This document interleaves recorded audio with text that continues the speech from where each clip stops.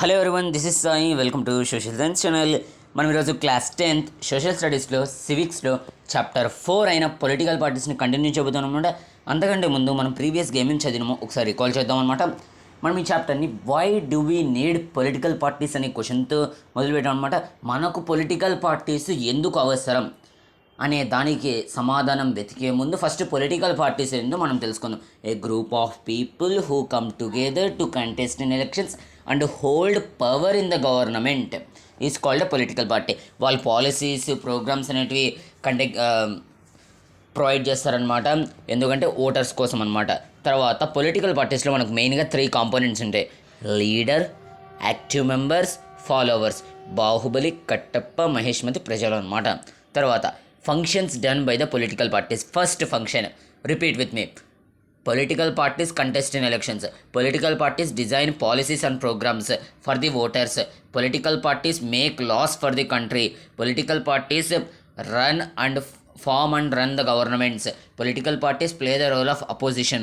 Political parties shape the public opinion. Political parties provide people to access government machinery and welfare schemes. ఇవన్నీ పనులు చేస్తుంది కాబట్టి political parties మనకు ముఖ్యం అన్నమాట. కానీ మోడర్న్ డెమోక్రసీస్లో పొలిటికల్ పార్టీస్ ఉంటేనా ఈ పనులు జరిగేటివి, లేకోకుండా ఈ పనులు జరగలేవా అంటే 3 రీజన్స్ ఉన్నాయి. ఏంటేంటివి? ఫస్ట్ రీజన్, పొలిటికల్ పార్టీస్ లేకపోతే క్యాండిడేట్స్ ఇండిపెండెంట్గా పార్టిసిపేట్ చేస్తారనమాట ఎలక్షన్స్లో. దానివల్ల గవర్నమెంట్ అనేది అన్స్టేబుల్ అవుతుందన్నమాట. తర్వాత ప్రతి ఒక్క క్యాండిడేట్ తన యొక్క ఎలక్టరేట్ వరకే ఆలోచిస్తాడనమాట. దానివల్ల కంట్రీ డెవలప్మెంట్ అనేది స్లో అవుతుందన్నమాట. తర్వాత నెక్స్ట్ వచ్చేసి సెకండ్ రీజన్, పొలిటికల్ పార్టీస్ వల్ల సొసైటీ డివైడ్ అవుతుంది. అలాగే ఇండిపెండెంట్ క్యాండిడేట్స్ వల్ల కూడా సొసైటీ డివైడ్ అవుతుంది. అప్పుడు పొలిటికల్ పార్టీస్ చేసేది ఇండిపెండెంట్ క్యాండిడేట్స్ కూడా చేస్తున్నాయి. కాబట్టి పొలిటికల్ పార్టీస్ ఉన్నా లేకపోయినా ఒకటే అనమాట. అప్పుడు థర్డ్ రీజన్ ఏమి? The rise of political parties is directly linked to the emergence of representative democracy అనమాట. Third reason. తర్వాత ఏం చదివినాం? How many parties do we have? మనకు ఎన్ని పార్టీస్ కావాలి, ఒక డెమోక్రసీ కోసం ఎన్ని పార్టీస్ ఉంటే మంచిది అంటే మన ఇండియాలో అయితే 750 పార్టీల కంటే ఎక్కువే ఉన్నాయి. అప్పుడు ఒక 1 పార్టీ సిస్టమే బెటరా, 2 పార్టీ సిస్టమ్ బెటరా, మల్టీ పార్టీ సిస్టమ్ బెటరా అంటే ఫస్ట్ ఈ క్వశ్చన్ అడగడమే తప్పు. ఒక కంట్రీకి ఎన్ని పార్టీస్ ఉండాలో అది ఆ కంట్రీ యొక్క నేచర్ ఆఫ్ ది సొసైటీ మీద డిపెండ్ అయి ఉంటుంది. తర్వాత ఆ కంట్రీ యొక్క సోషల్ డైవర్సిటీ మీద డిపెండ్ అయి ఉంటుందన్నమాట. తర్వాత హిస్టరీ ఆఫ్ పాలిటిక్స్ మీద డిపెండ్ అయి ఉంటుంది. అలాగే ఆ కంట్రీలో ఎలక్షన్స్ ఎలా జరుగుతాయో దాని మీద డిపెండ్ అయి ఉంటుందన్నమాట. తర్వాత మనం నేషనల్ పార్టీస్ చదువుకున్నాం అనమాట. ఒక పార్టీని నేషనల్ పార్టీ అప్పుడే అంటాం ఎప్పుడు లోక్సభ ఎలక్షన్స్లో 6% ఓట్స్ని సెక్యూర్ చేసి 4 సీట్స్ని సెక్యూర్ చేస్తే అవుట్ ఆఫ్ 543 సీట్స్ అనమాట. అప్పుడు ఆ పార్టీని నేషనల్ పార్టీ అంటాం. లేకోకుంటే 4 స్టేట్స్ యొక్క అసెంబ్లీ ఎలక్షన్స్లో 6% ఓట్స్ సెక్యూర్ చేసి అలాగే లోక్సభ ఎలక్షన్స్లో 543 సీట్స్లో 4 సీట్స్ని సెక్యూర్ చేసి ఆ పార్టీని కూడా నేషనల్ పార్టీ అంటాం అనమాట. అదే స్టేట్ పార్టీని అయితే మనము అసెంబ్లీ ఎలక్షన్స్లో మనకు 6% ఓట్స్ సెక్యూర్ చేయాలి. అలాగే సపోజ్ అసెంబ్లీ ఎలక్షన్స్లో ఉన్న ఎలక్టరేట్స్లో 2 సీట్స్ అనేది సెక్యూర్ చేయాలన్నమాట. మన ఏపీకి అయితే 175 కాన్స్టిట్యుయెన్సీస్ అనేవి ఉన్నాయి. దాంట్లో 2 సీట్స్ని సెక్యూర్ చేసి 6% ఓట్స్ని సెక్యూర్ చేసి ఆ పార్టీని మనం స్టేట్ పార్టీ అంటాం అనమాట. మనకు 2029 ఎలక్షన్స్ రికార్డ్ ప్రకారం 7 national parties are identified. First one, all India Trinamool Congress AITC, flowers and grass, Mamata Banerjee. తర్వాత బహుజన్ సమాజ్ పార్టీ, ఎలిఫెంట్, కాన్షీరామ్. తర్వాత భారతీయ జనతా పార్టీ, శ్యామ ప్రసాద్ ముఖర్జీ, 1980. ఓకేనా? ముందు 1951లో ఏముండా? 1951లో మనకు భారతీయ జనసంఘ్, 1980లో దాన్ని భారతీయ జనతా పార్టీగా మారుస్తారనమాట. తర్వాత కమ్యూనిస్ట్ పార్టీ ఆఫ్ ఇండియా 1925. ఇది 1964లో మనకు డివైడ్ అవుతుందన్నమాట. కమ్యూనిస్ట్ పార్టీ ఆఫ్ ఇండియా మార్క్సిస్ట్గా డివైడ్ అవుతుందన్నమాట. తర్వాత ఇండియన్ నేషనల్ కాంగ్రెస్ పార్టీ అనమాట. ఇది మనకు oldest party in the world అనమాట. నేషనల్ పార్టీస్లో oldest national party in the world అనమాట. ఇది మనకు 1885లో ఫామ్ అవుతుంది అనమాట, ఏవో హ్యూమ్ ద్వారా. తర్వాత నేషనలిస్ట్ కాంగ్రెస్ పార్టీ, ఇది మనకు 1999లో ఫామ్ అవుతుంది. విభజన జరగడం వల్ల. ఓకేనా. ఇప్పుడు స్టేట్ పార్టీస్ గురించి కూడా డిస్కస్ చేసినాం. Sikkim democratic front umbrella symbol అలా డిస్కస్ చేసినాం అనమాట. తర్వాత national front, Mizo national front, star, ఇది కూడా డిస్కస్ చేసినాం అనమాట. ఇప్పుడు బ్రాడ్గా ఉండే టాపిక్స్ 2 కంప్లీట్ చేసినాం అనమాట. ఏవేవి అంటే ఒక డెమోక్రటిక్ కంట్రీకి మనకు పొలిటికల్ పార్టీస్ ఎందుకు కావాలి, అది ఫస్ట్ టాపిక్ అనమాట. తర్వాత సెకండ్ టాపిక్ ఏం డిస్కస్ చేసినాం, ఒక డెమోక్రటిక్ కంట్రీకి ఎన్ని పొలిటికల్ పార్టీస్ ఉంటే మంచిది, అది సెకండ్ టాపిక్ అనమాట. ఇంకా మధ్యలో మనం national parties, state parties discuss చేసినాం. ఇంపార్టెంట్ కూడా, ఖచ్చితంగా బిట్స్ అడుగుతారు. 1 మార్క్ మనకి ఈ చాప్టర్ నుండి వస్తుందన్నమాట ఒక బిట్. అలాగే 8 మార్క్స్ నుండి ఒక క్వశ్చన్ వస్తుందన్నమాట మనకు. 8 మార్క్స్కి ఖచ్చితంగా బిట్ అడుగుతారు. Who establish the all India Trinamool Congress? Mamata Banerjee. Where is the main base of all India Trinamool Congress? West Bengal. అలా ఖచ్చితంగా బిట్స్ అడుగుతారనమాట. ఓకేనా. ఇప్పుడు మన third important topic in this chapter వచ్చేసి పొలిటికల్ పార్టీస్కి కొన్ని ఛాలెంజెస్ ఉన్నాయన్నమాట.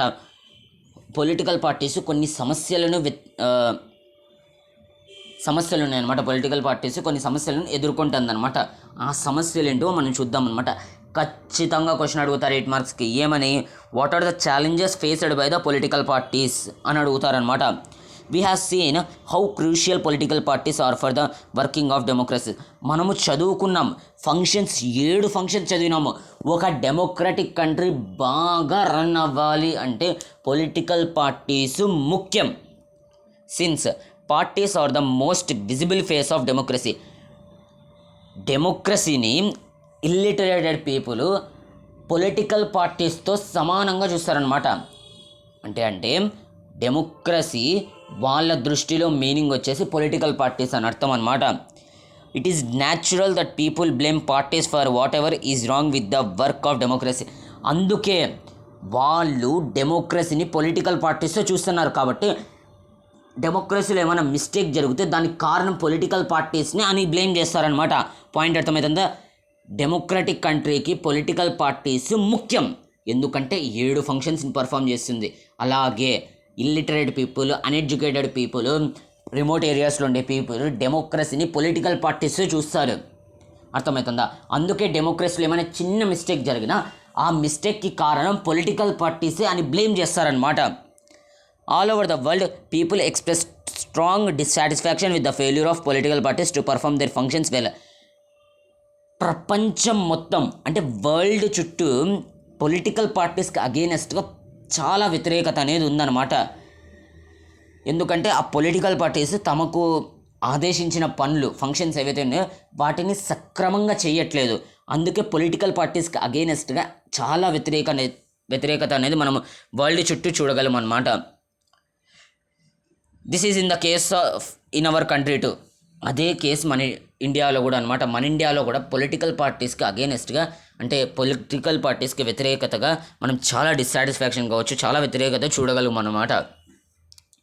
Popular dissatisfaction and criticism has focused on 4 problem areas in the working of political parties. ఇది ఏదైతే వ్యతిరేకత ఉందో అది మనకు 4 ప్రాబ్లమ్స్ ఉన్నాయన్నమాట. పీపుల్ వ్యతిరేకత చేస్తున్నారు పొలిటికల్ పార్టీస్కి. ఆ వ్యతిరేకత అనేది 4 ప్రాబ్లమ్స్ అయిందన్నమాట. ఏమేం ప్రాబ్లమ్స్ అంటే మనం డిస్కస్ చేద్దాం అన్నమాట. Political parties need to face and overcome these challenges in order to remain effective instruments of democracy. వాళ్ళు డెమోక్రసీలో మంచిగా ఉండాలి అంటే ఈ ఛాలెంజెస్ ఏవైతే ఉన్నాయో వాటిని ఓవర్కమ్ చేయాలి, వాటిని అంతం చేయాలి. ఆ ప్రాబ్లమ్స్ని అంతం చేసి దానికి సొల్యూషన్ వెతకాలన్నమాట ఆ ప్రాబ్లమ్స్కి. అర్థమవుతుందా? అప్పుడే వాళ్ళు డెమోక్రసీలో సక్సెస్ఫుల్గా రన్ అవ్వగలరు అనమాట. రివైజ్ పొలిటికల్ పార్టీస్ ఒక డెమోక్రటిక్ కంట్రీకి చాలా ముఖ్యం, ఎందుకంటే 7 ఫంక్షన్స్ పర్ఫామ్ చేస్తుంది. అలాగే రిమోట్ ఏరియాస్లో ఉన్న people, uneducated people, illiterate people డెమోక్రసీని పొలిటికల్ పార్టీస్తో పోలుస్తారనమాట. అందుకే డెమోక్రసీలో ఏం చిన్న మిస్టేక్ జరిగినా దానికి కారణం పొలిటికల్ పార్టీసే అని బ్లేమ్ చేస్తారనమాట. తర్వాత ప్రపంచం చుట్టూ అంటే వరల్డ్ అరౌండ్ పొలిటికల్ పార్టీస్కి అగెయినెస్ట్గా చాలా వ్యతిరేకత అనేది మనం చూడగలం అనమాట. అదే మన ఇండియాలో కూడా చూడగలం అనమాట పొలిటికల్ పార్టీస్కి అగెయినెస్ట్గా వ్యతిరేకత. ఆ వ్యతిరేకత అనేది మనకు 4 పొలిటికల్ అరేనాస్లో జరుగుతుందన్నమాట. అదేందో మనం చూద్దాం. పొలిటికల్ పార్టీస్ డెమోక్రసీలో సక్సెస్ఫుల్గా వాళ్ళ పనులు చేసుకోగలాలి అంటే ఈ ప్రాబ్లమ్స్ని, ఈ ఛాలెంజెస్ని ఓవర్కమ్ చేయాలి. ఈ ఛాలెంజెస్కి సొల్యూషన్ అనేది వెతకాలన్నమాట పొలిటికల్ పార్టీస్. ఓకేనా. First challenge to the political parties ఇక్కడే నేర్చుకుంటాం, గుర్తుపెట్టుకుంటాం అనమాట. ఓకేనా. The first challenge is lakh of internal democracy with in parties. First challenge ఏదో తెలుసా, ఫస్ట్ ప్రాబ్లం ఏందో తెలుసా పొలిటికల్ పార్టీస్కి, వాళ్ళల్లో వాళ్ళకే ఐకమత్యం అనేది లేదనమాట. పాయింట్ అర్థమవుతుందా? వాళ్ళల్లో వాళ్ళకే ఐకమత్యం అనేది లేదనమాట. All over the world there is a tendency in political parties towards the concentration of power in one or few leaders of the at the top. ఆ పొలిటికల్ పార్టీలు వాళ్ళ మధ్య ఐకమత్యం అనేది లేదనమాట. అలాగే ఆ పొలిటికల్ పార్టీ మీద ఉన్న మొత్తం పవర్ అంతా కొంతమంది చేతుల్లో, ఆ పార్టీకి చెందిన కొంతమంది చేతుల్లో లేకుంటే ఒకరి చేతుల్లోనే ఉంటుందన్నమాట ఆ పవర్ అనేది. కానీ అలా ఉండకూడదు కదా. ప్రతి ఒక్కరి క్యాండిడేట్ దగ్గర కొంచెమైనా పవర్ ఉండాలి పొలిటికల్ పార్టీ మీద. అలా ఉంటే మనకు ల్యాక్ ఆఫ్ ఇంటర్నల్ డెమోక్రసీ అంటాం అన్నమాట. Parties do not keep membership registers, do not hold organizational meetings and do not conduct internal elections regularly. ఇప్పుడు చూడండి, ఆ పార్టీస్ వాళ్ళ పార్టీలో ఎవరెవరు ఉన్నారో వాళ్ళ పేర్లను ఒక రిజిస్టర్లో రాసుకొని పెట్టుకోదన్నమాట. తర్వాత అలాగే ఆ పొలిటికల్ పార్టీస్ వాళ్ళల్లో వాళ్ళు సమయానికి తగినట్టు పీరియడికల్లీ మీటింగ్స్ అనేవి కండక్ట్ చేసుకోరనమాట. తర్వాత వాళ్ళల్లో వాళ్ళు ఎవరు బాగా పర్ఫామ్ చేస్తున్నారు అలా ఎలక్షన్స్ అనేటివి పెట్టుకోరనమాట. ఈసారి ఈ క్యాండిడేట్ని అక్కడ పెడదామా, ఆ ఎలక్టరేట్కి నియమిద్దామా, అలా వాళ్ళు ఇంటర్నల్ ఎలక్షన్స్ అనేటివి పెట్టుకోవట్లేదు అనమాట political parties. Repeat, there is a lakh of internal democracy inside the political parties. The power is fixed in the hands of few members of the political party or in one member. Again, political parties do not keep membership registers, do not hold organizational meetings and do not conduct internal elections regularly. ఇవన్నీ political parties challenges అనమాట. కానీ main heading ఏమి, the first challenge is lakh of internal democracy with in parties. Ordinary members of the party do not get sufficient information on what happens inside the party. ఆ పార్టీకి చెందిన వాళ్ళు followers కానీ వాళ్ళు ఉంటారు చూడండి, లేకుంటే ముఖ్యంగా యాక్టివ్ మెంబర్స్కి కూడా తెలియదు అనమాట పార్టీ లోపల ఏమేమి జరుగుతుందో. ఇప్పుడు సపోజ్ ఆ పార్టీకి చెందిన వాళ్ళు కొంతమంది ఉంటారు, ఏమంటే వాళ్ళకి పొజిషన్స్ అట్లాంటివి ఏం లేవు, ఎమ్మెల్యే పొజిషన్ అట్లాంటివి ఏం లేవు. ఓకేనా. కౌన్సిలర్ పొజిషన్ కూడా లేదు, వార్డ్ మెంబర్ పొజిషన్ కూడా లేదనమాట. వాళ్ళకి ఆ పార్టీకి చెందిన వాళ్ళు ఆ పార్టీకి ఎంతగానో వాళ్ళు సపోర్ట్ చేస్తారు, కానీ పార్టీ లోపల ఏం జరుగుతుందో వాళ్ళకి అస్సలు తెలియదు అనమాట. అర్థమవుతుందా? They do not have the means or the connections needed to influence the decisions. అలాగే ఆ పార్టీలో ఉన్న సామాన్య ప్రజలు ఎవరైతే ఉంటారో ఆ పార్టీకి చెందిన సామాన్య ప్రజలు వాళ్ళ యొక్క అభిప్రాయాలు పార్టీ గురించి చెప్పడానికి అవకాశమే ఉండదన్నమాట. As a result the leaders assume greater power to make decisions in the name of the party. ఇలా ఉండడం వల్ల ఆ పార్టీకి చెందిన కొంతమంది లీడర్సు లేకుంటే ఒక లీడరు ఆ పార్టీకి సంబంధించిన ముఖ్య నిర్ణయాలు తీసుకుంటాడనమాట తనకు ఇష్టం వచ్చినట్టు. Since one or few leaders exercise paramount power in the party, those who disagree with leadership find it difficult to continue in the party. More than loyalty to party principles and policies, personal loyalty to the leader becomes more important అన్నమాట. ఇప్పుడు చూడండి, పార్టీలో 70% power అనేది కొంతమంది దగ్గర, పార్టీకి చెందిన కొంతమంది దగ్గర లేకుంటే ఒకరి చేతిలో ఉంటుందన్నమాట. దానివల్ల వాళ్ళు ఎవరైతే పవర్ ఉంటుందో వాళ్ళకి ఎవరైనా వ్యతిరేకత చూపిస్తే, ఆ పార్టీకి చెందిన వాళ్ళు ఎవరైనా వాళ్ళకు వ్యతిరేకత చూపిస్తే వాళ్ళు ఆ పార్టీ నుండి తప్పుకోవాల్సి ఉంటుందన్నమాట. లేకుండా ఆ పార్టీలో ఉండడానికి వాళ్ళు అనర్హులు అవుతారనమాట. అర్థమవుతుందా? ఆ పార్టీలో వాళ్ళు ఉండలేరన్నమాట, వాళ్ళని తీసేస్తారు. ఏమి మాకే ఎదురు చెప్తాము, మా చేతిలో పవర్ ఉంది, ఈ పార్టీకి సంబంధించిన పవర్ ఉంది, నేను బయటికి పంపించేస్తాం అంటారనమాట. అలాగే ఇప్పుడు లాస్ అనేటివి ఉంటాయి, మాట్లాడుకోవడానికి, చెప్పుకోవడానికి, ప్రచారం చేసుకోవడానికి చాలా ఉంటాయి. వాటిని ఫాలో అయ్యేది తక్కువ అన్నమాట. అలాగే పార్టీలో మనము నిజాయితీగా పనిచేయాలి, ప్రజలకు సేవ చేయాలి, పార్టీకి ఎప్పుడు ఎదురు చెప్పకూడదు. అటువంటి ఏవైతే సూక్తి మాటలు ఉంటాయో అవి పనికిరావు అన్నమాట. మనం పార్టీలో ఇంకా హయ్యర్ పొజిషన్స్కి వెళ్ళాలి అంటే ఆ పార్టీ యొక్క పాలసీస్ ఏవైతే ఉండేవో లేకుంటే ప్రిన్సిపల్స్ ఏవైతే ఉండేవో దానికి విలువ ఇవ్వకూడదు అనమాట. దానికి ఎక్కువ విలువ ఇవ్వకూడదు. ఆ పార్టీకి చెందిన మెయిన్ లీడర్స్ ఉంటారు చూడు, వాళ్ళకు విలువ ఇవ్వాలన్నమాట. మీరు ఎట్లా అంటే అట్లా, మీరే కరెక్ట్ అలా వాళ్ళని పొగుడుతూ ఉండాలన్నమాట. అప్పుడే వాళ్ళు పైకి రాగలుగుతారు, సామాన్య ప్రజల పార్టీలో చేరిన వాళ్ళు. అర్థమవుతుందా? ఫస్ట్ ఛాలెంజ్ వచ్చేసి ల్యాక్ ఆఫ్ ఇంటర్నల్ డెమోక్రసీ. దాంట్లో సెవరల్ ఎగ్జాంపుల్స్ అనేవి చూసినాం అనమాట. దాంట్లో ఒక best line, more than loyalty to party principles and policies, personal loyalty to the leader becomes more important అనమాట. ఓకేనా? పవర్ అనేది కొంతమంది చేతిలోనే ఉండిపోతుంది, లేకుంటే ఒకరి చేతిలో ఉన్న ఉండిపోతుంది అనమాట. అలాగే వాళ్ళు ఇంటర్నల్ ఎలక్షన్స్ అనేవి రెగ్యులర్గా కండక్ట్ చేయరు, మెంబర్షిప్ రిజిస్టర్స్ అనేవి మెయింటైన్ చేయరు, ఆర్గనైజేషనల్ మీటింగ్స్ అనేవి conduct చేయరనమాట.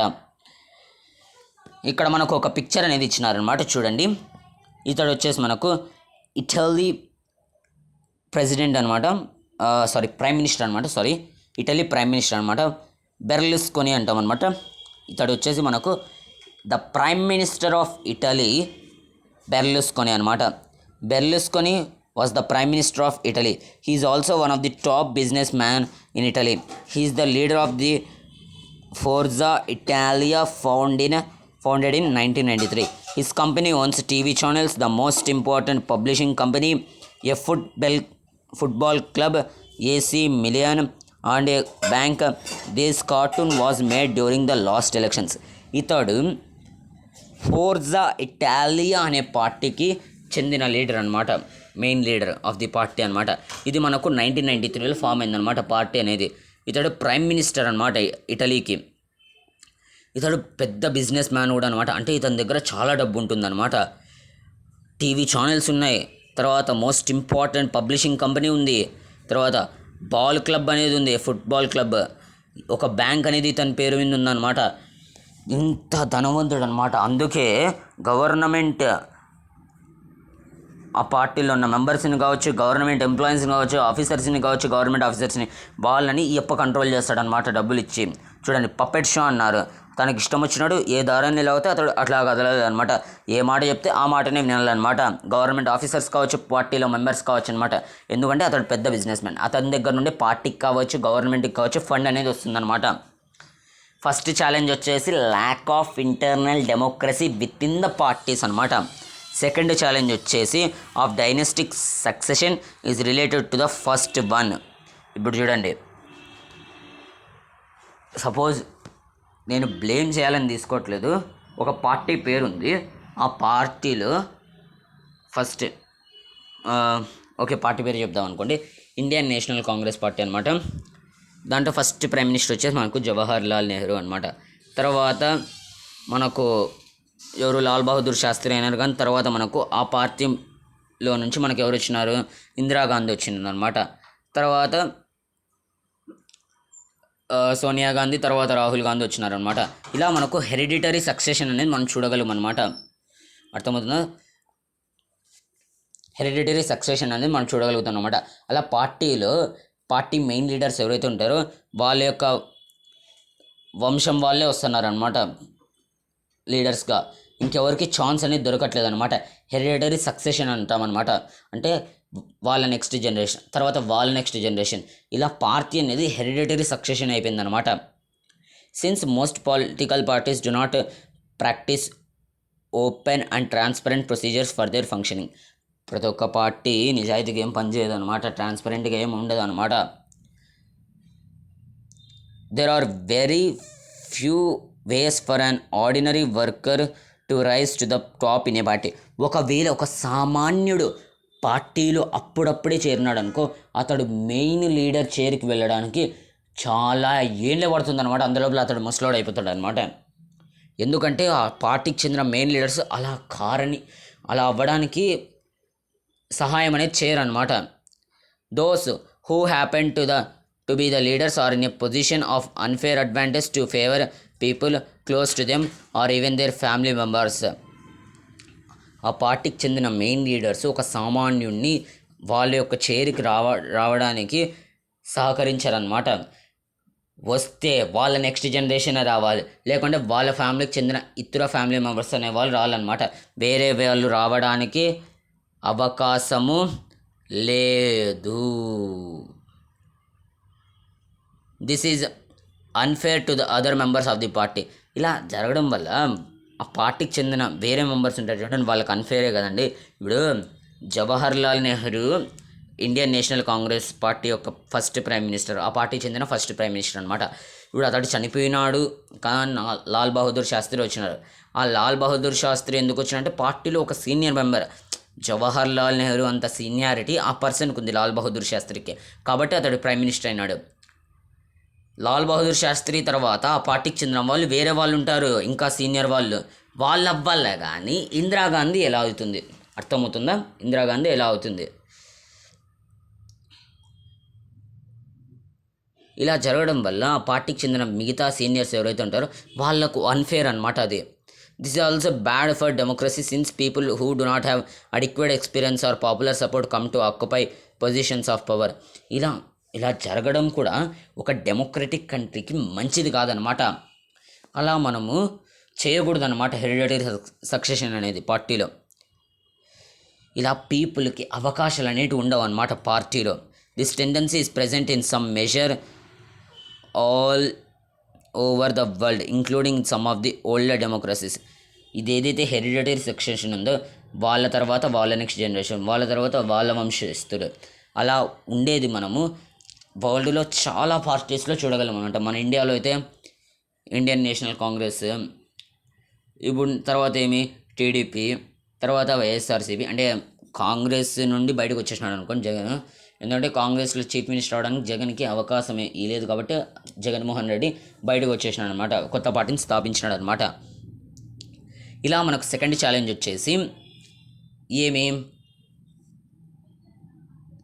Hereditary succession within the parties అనమాట. థర్డ్ ఛాలెంజ్ ఏందో చూద్దాం. The third challenge is about the growing role of money and muscle power అనమాట. మనం చూస్తూ ఉంటాం ఎలక్షన్స్ జరిగేటప్పుడు ఎలక్షన్ కమిషన్ చాలా ప్రయత్నాలు అనేది చేస్తుంది. ఎట్లా, ఇప్పుడు సపోజ్ నెక్స్ట్ మంత్ ఏదైనా స్టేట్లో ఎలక్షన్స్ అనేవి ఉన్నాయనుకో, బిఫోర్ 6 months 7 months 8 months ముందే స్టేట్ చుట్టూ పోలీసు వాళ్ళు కావచ్చు, సిబిఐ వాళ్ళని కావచ్చు పెడుతుందన్నమాట ఎలక్షన్ కమిషన్. ఎందుకు? స్టేట్లోకి బ్లాక్ మనీ రాకోకుండా అనమాట. ఎందుకంటే పొలిటికల్ పార్టీస్ ఎలక్షన్స్లో గెలవడానికి ప్రజలకు డబ్బు పంచుకోకుండా ఉండడానికి ఎలక్షన్ కమిషన్ అలా చేస్తుందన్నమాట. ఈ ఇయర్ కూడా 2024 ఎలక్షన్స్లో కూడా ఎలక్షన్ కమిషను దాదాపు లక్షల కోట్లలో డబ్బును అనేది హ్యాండ్ ఓవర్ చేసుకుందనమాట.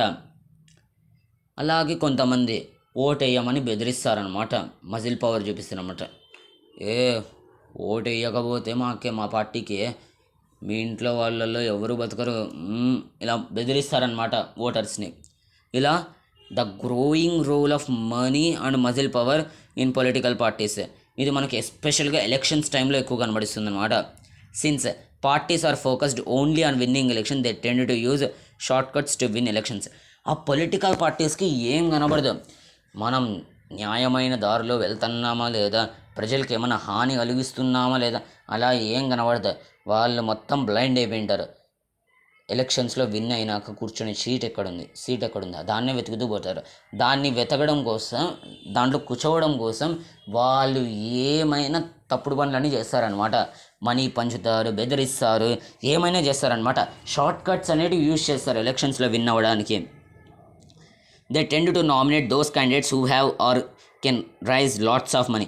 వాళ్ళు అందుకే ఆ పొలిటికల్ పార్టీస్ ఎలక్టోరేట్స్లో అటువంటి లీడర్స్ని నిలబెడతారు అనమాట. ఎటువంటి లీడర్స్ అంటే ఆ లీడర్స్కి బాగా డబ్బు ఉండే లీడర్స్ని నిలబెడతారు అనమాట. ఎందుకంటే ఒకవేళ అటువంటి లీడర్స్ని నిలబెట్టినాం అనుకోండి, వాళ్ళకు చెందిన మనీని ప్రజలకు పంచి మన పార్టీని గెలిచేట్టు చేస్తారనమాట. అది వాళ్ళ ప్లాన్ అనేది. Rich people and companies who give funds to the political parties tend to have influence on the policies and decisions of the party. ఇప్పుడు పెద్ద పెద్ద కంపెనీస్ పొలిటికల్ పార్టీస్కి ఫండ్స్ అనేటివి ఇస్తారు. ఎందుకు ఇస్తాయి? ఒకవేళ ఈ పార్టీ గెలిచిందనుకో ఎలక్షన్స్ తర్వాత, అప్పుడు ఆ పార్టీ ఈ ఈ ఫండ్స్ ఇచ్చింటారు చూడు, వాళ్ళకి ఏమైనా కావాల్సి వస్తే అవన్నీ ఆ పార్టీ చెయ్యాలన్నమాట. లేకోకుంటే నెక్స్ట్ ఇయర్ నుండి ఫండ్స్ అనేటివి ఆగిపోతాయి అన్నమాట, ఆ కంపెనీల నుండి వచ్చే ఫండ్స్ అనేటివి. In some cases parties support criminals who can win elections. కొన్ని సందర్భాల్లో పార్టీస్ పొలిటికల్ పార్టీస్ క్రిమినల్స్ని కూడా ఎలక్టరేట్స్లో నిలబెడుతుందన్నమాట. Democracies all over the world are worried about the increasing role of rich people and big companies in democratic politics. Democratic countries, ప్రపంచంలో ఎన్నైతే democratic countries ఉన్నాయో అక్కడ ఉండే ప్రజలు, ఆ కంట్రీస్లో ఉన్న ప్రజలు భయపడుతున్నారు అనమాట. ఎందుకంటే పాలిటిక్స్లో మనకు రిచ్ పీపుల్ కావచ్చు, పెద్ద పెద్ద కంపెనీలు కావచ్చు ఎక్కువగా పార్టిసిపేట్ చేస్తారనమాట. అలా పార్టిసిపేట్ చేయడం అనేది డెమోక్రసీకి మంచిది కాదనమాట, అర్థమవుతుందా? కాబట్టి ప్రపంచంలో ఉండే డెమోక్రటిక్ కంట్రీస్ అనేవి చాలా భయంతో ఉన్నాయన్నమాట, ఈ రిచ్ బిగ్ కంపెనీస్ యొక్క రోల్ అనేది పెరగడంతో. Third challenge to the political parties, the growing role of money and muscle power in parties especially during elections అనమాట. వాళ్ళు షార్ట్ కట్స్ అనేది యూజ్ చేస్తారు ఎలక్షన్స్ విన్ అవ్వడానికి. అలాగే ఎలక్టరేట్స్లో రిచ్గా ఉండే క్యాండిడేట్స్నే పెడతారనమాట. తర్వాత democracies all over the world were worried about the growing role of rich people and big companies in democratic politics. తర్వాత ఫోర్త్ ఛాలెంజ్ వచ్చేసి is that very often parties do not seem to offer a meaningful choice to the voters. In order to offer meaningful choice, parties must be significantly different. In recent years, there has been a decline in the ideological differences among parties in most parts of the world. For example, the difference between the Labour Party and the Conservative Party in Britain is very little. They agree on more fundamental aspects but differ only in detail on how policies are to be framed and implemented. In our country too, the differences among all the major parties on the economic policies have reduced. Those who want really different policies have no option available to them. Sometimes people cannot even elect very different leaders either because the same set of leaders keep shifting from one party to another. ఇప్పుడు చూడండి, ఇది మంచి point అనమాట. ఇది main challenge అనమాట political పార్టీస్కి. ఏం challenge అంటే, మన ఇండియాలో ఎగ్జాంపుల్ చాలా పొలిటికల్ పార్టీస్ ఒక రకమైన పాలసీస్నే చేస్తుందన్నమాట మేనిఫెస్టోస్లో. అంటే ఇప్పుడు సపోజ్ మనకు 2025 ఎలక్షన్స్లో వైఎస్ఆర్సీపీ పార్టీ, టీడీపీ పార్టీ వాళ్ళ యొక్క మేనిఫెస్టోస్లో ఏమని ప్రామిస్ చేసింది? అమ్మఒడి ఇస్తాము అని ఇద్దరు ప్రామిస్ చేసినారు. ఏమంటే టీడీపీకి పార్టీ యొక్క మేనిఫెస్టోలో కొంచెం డిఫరెంట్ ఉంది. వైఎస్ఆర్సీపీ మేనిఫెస్టోలో అమ్మఒడి ఒక పిల్లోడికి ఇస్తే, టీడీపీ మేనిఫెస్టోలో ఎంతమంది ఉంటే అంతమందికి ఇస్తా అన్నారు. కానీ ఒకటే కదా, దీనివల్ల ప్రజలు అనేవాళ్ళు కన్ఫ్యూజ్ అవుతారనమాట. ఈ పార్టీ ఒక రకంగానే ఇస్తుంది మనకు పాలసీస్ అనేటివి, ఈ పార్టీ మనకు ఒక రకంగానే పాలసీస్ ఇస్తుంది, వీళ్ళల్లో ఏ పార్టీ మనకు మంచిది అని ఎంచుకోవడంలో చాలా తప్పనే జరుగుతుందన్నమాట. అలాగే కొంతమంది పార్టీని చూసి వేయరనమాట ఓట్స్ అనేటివి, అర్థమవుతుందా? పార్టీలను చూసి వేయరనమాట ఓట్ అనేది, ఆ క్యాండిడేట్స్ని చూసి వేస్తారనమాట. కానీ ఆ క్యాండిడేట్స్ ఒక ఎలక్షన్స్లో ఈ పార్టీలో ఉంటే ఇంకో ఎలక్షన్స్లో ఆ పార్టీలో ఉంటారు. దానివల్ల ప్రజలు ఫుల్ కన్ఫ్యూజ్ అనమాట. అతడు ఇక్కడ ఉండేవాడు అక్కడికి వెళ్ళినాడు, కొంపదీసి వాళ్ళు డబ్బు ఇచ్చినారా, అట్లయితే ఆ పార్టీ చెడ్డదవుతుంది. అలాగే ఈ పార్టీ ఒకవేళ ఆ క్యాండిడేట్ని బయటకు నొక్కేసిందో అప్పుడు ఈ పార్టీ కూడా చెడ్డదవుతుంది. అప్పుడు ఏ పార్టీ అనేది మంచిది వాళ్ళు కన్ఫ్యూజ్ అవుతారు అనమాట. తలలు గొక్కుంటుంటారు అనమాట ఓటర్స్, ఎవరికి ఇద్దామని. ఇలా పొలిటికల్ పార్టీస్కి మెయిన్ ఛాలెంజ్ ఏదో తెలుసా? Meaningful చాయిస్ని provide చేయలేకపోతుంది. ఓటర్స్కి ఒక మీనింగ్ఫుల్ చాయిస్ని ప్రొవైడ్ చేయలేకపోతుంది పొలిటికల్ పార్టీస్. అంటే ఓటర్స్ సరిగ్గా నిర్ణయం తీసుకోవడానికి పొలిటికల్ పార్టీస్ హెల్ప్ చేయట్లేదు అనమాట. ఎందుకంటే అన్ని పొలిటికల్ పార్టీస్ దాదాపు ఒకే రకమైన పాలసీస్ అనేవి ఇష్యూ చేస్తుందన్నమాట. అలా ఇష్యూ చేయకూడదు. ఒకవేళ పాలసీస్ అనేవి డిఫరెంట్ అనుకో, సపోజ్ టీడీపీ ఏం చేస్తుంది, అమ్మఒడి లాస్ట్ ఇయర్ 15,000 ఇచ్చినాం, 20,000 అనేది ఇస్తాం. టీడీపీ మాత్రం అమ్మఒడి ఎంతమంది ఉంటే అంతమందికి ఇస్తాం 15,000. కానీ వైఎస్ఆర్సీపీ యొక్క పాలసీస్ కొంచెం డిఫరెంట్గా ఉన్నాయి, సేమ్ ఉన్నా డిఫరెంట్ ఉన్నాయి. కాబట్టి ప్రజలందరూ ఎవరికి ఓటేస్తారు? వైఎస్ఆర్సీపీ. అర్థమవుతుందా? నేను ఎగ్జాంపుల్ తీసుకుంటున్నాను, ఏ పార్టీకి సపోర్ట్ చేయను, నేను ఏ పార్టీ తరఫున నిలబడినా అనమాట, ఎగ్జాంపుల్ మాత్రమే. ఓకేనా? ఇలా మనకు పాలసీస్ ఒకవేళ డిఫరెంట్ ఉన్నాయనుకోండి, మనకు ప్రజలకు ఒక మీనింగ్ఫుల్ చాయిస్ అనేది దొరుకుతుందన్నమాట. In recent years there has been a decline in the ideological differences among parties in most parts of the world. ఈ నడుమ ప్రపంచంలో ఏ పార్టీ తన సొంతంగా ఏమీ ఆలోచించలేకపోతుంది. ప్రతి ఒక్క పార్టీ వేరే పార్టీ యొక్క పాలసీస్ని కాపీ కొట్టడమే, ప్రతి ఒక్క పార్టీ వేరే పార్టీ యొక్క స్టెప్స్ని కాపీ కొట్టడమే. అర్థమవుతుందా? For example, the difference between the conservative party and labour party in Britain is very little. Conservative party మరియు లేబర్ పార్టీ మనకు బ్రిటన్లో ఉన్నాయన్నమాట. ఆ పార్టీస్ పేర్లు ఒక్కటే డిఫరెంట్, క్యాండిడేట్స్ ఒకటే డిఫరెంట్. ఆ రెండు పార్టీస్ ఒకే రకమైన పాలసీస్ అనేది ఇష్యూ చేస్తుందన్నమాట. They agree on more fundamental aspects but differ only in detail on how policies are to be framed and implemented. ఆ రెండు పార్టీస్ ఒక రకమైన ప్రామిసెస్ చేస్తుందన్నమాట ఓటర్స్కి. ఏమంటే అవి ఒకరి తర్వాత ఒకటి డిఫర్ అవుతుందంటే, ఇప్పుడు లేబర్ పార్టీ మేనిఫెస్టోలో ఈ పాలసీ అనేది ఫస్ట్ పొజిషన్లో ఉంటే, అదే కన్జర్వేటివ్ పార్టీ యొక్క మేనిఫెస్టోలో అది లాస్ట్లో ఉంటుందన్నమాట. అంతే తేడా, మిగతాదంతా same to same. In our country to the differences among all the major parties on the economic policies have reduced అనమాట. మన ఇండియాలో కూడా పొలిటికల్ పార్టీస్ డబ్బుకు సంబంధించిన పాలసీస్ ఏవైతే చేస్తుందో పొలిటికల్ పార్టీస్, అవి దాదాపు సేమ్ ఉందన్నమాట. ఇప్పుడు మీకు ఎగ్జాంపుల్ తీసుకున్నా, అమ్మఒడి అని. Those who want really different policies have no option available to them. ఎవరికైతే ఇంకా మంచి పాలసీస్ కావాలి అలా కోరుకునే ప్రజలకు ఒక మీనింగ్ఫుల్ చాయిస్ అనేది దొరకట్లేదు అనమాట పొలిటికల్ పార్టీస్ నుండి. Sometimes people cannot even elect very different leaders either because the same set of leaders keep shifting from one party to అనేది. చెప్పినలా క్యాండిడేట్స్ని చూస్ అన్న ఇద్దామంటే, ఈ క్యాండిడేట్ ఒకసారి ఈ పార్టీలో ఉంటే ఆ పార్టీలో ఉంటాడు, కొంపదీసి ఈ పార్టీ నుండి అతను గెంటేయడం వల్ల ఆ పార్టీకి పోయినాడు అంటే ఈ పార్టీ చెడ్డదైపోతుంది. అది కాకుండా ఒకవేళ ఈ పార్టీ ఆ పార్టీలో ఉన్న క్యాండిడేట్కి ఎక్కువ డబ్బులు ఇచ్చి లాగేసుకుంటే అప్పుడు ఈ పార్టీ చెడ్డదవుతుంది. అప్పుడు వాళ్ళు ఏ పార్టీకి ఓట్ వేయాలి ఓటర్స్? అదే పెద్ద ప్రశ్న అనమాట. ఇప్పుడు what are the challenges faced by the political parties? First, lack of internal democracy.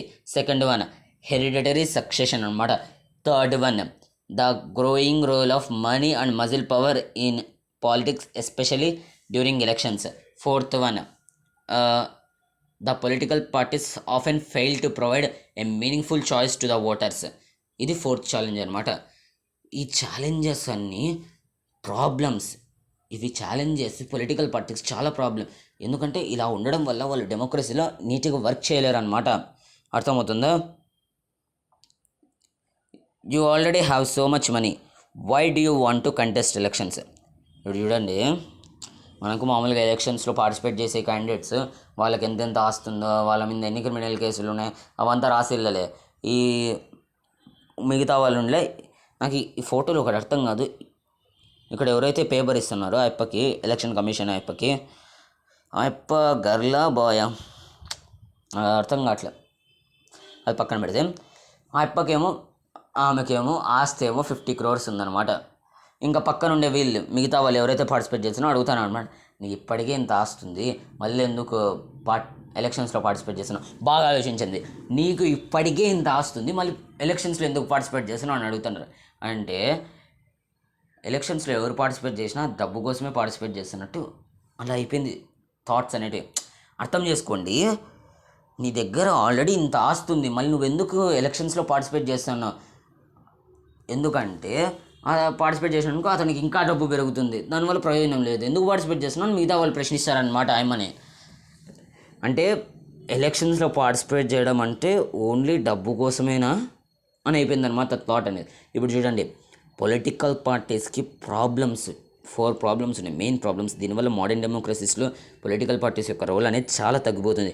ఇది సమస్య. కానీ మనము ఎప్పుడు సమస్య మీద ఫోకస్ చేయకూడదు, దాని యొక్క సొల్యూషన్ మీద ఫోకస్ చేయాలి, దాని యొక్క సమాధానం మీద ఫోకస్ చేయాలి. అదే నెక్స్ట్ టాపిక్ అనమాట. ఈ పొలిటికల్ పార్టీస్కి ఛాలెంజెస్ ఉన్నాయి. వాటిని ఎలా రిఫార్మ్ చేయాలి, వాటిని ఎలా పరిష్కరించాలి, వాటికి సమాధానాలు ఎలా వెతకాలి, అదే మనకు నెక్స్ట్ టాపిక్ అనమాట. ఓకేనా, నెక్స్ట్ వీడియోలో మనకు ఈ చాప్టర్ అనేది కంప్లీట్ అవుతుందన్నమాట. ఈ వీడియోలో ఎక్స్ప్లెయిన్ చేసిన టాపిక్ మీకు బాగా అర్థమైంటే వీడియోని లైక్ చేయండి, మీ ఫ్రెండ్స్ అండ్ ఫ్యామిలీ మెంబర్స్కి షేర్ చేయడం అస్సలు మర్చిపోద్దండి అనమాట. ఎందుకంటే వాళ్ళకు కూడా హెల్ప్ అవ్వని సోషల్ సైన్స్ ఛానల్ ద్వారా. ఓకేనా, stay connected, keep learning with social science channel.